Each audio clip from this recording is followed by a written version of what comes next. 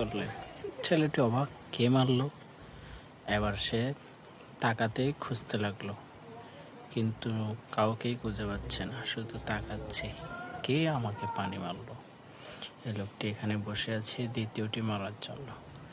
সে শুধু দেখছে কে কোন দিক থেকে পানি মারে। এবার আবার মারলো, কিন্তু উফ, একটুর জন্য পড়েনি। কিন্তু ছেলেটি তো ভয়ে অবাক, আরেকটি হাতে নিল মারার জন্য। এটা তো অবশ্যই মারবে। তার আগে একটা ভিডিওটি লাইক দিয়ে দিন, চ্যানেলটি সাবস্ক্রাইব করে নিন। পরবর্তী ভিডিও অবশ্যই পাবেন মজা পেতে। ছেলেটি আবার চলে যাওয়ার জন্য বসে পড়ল।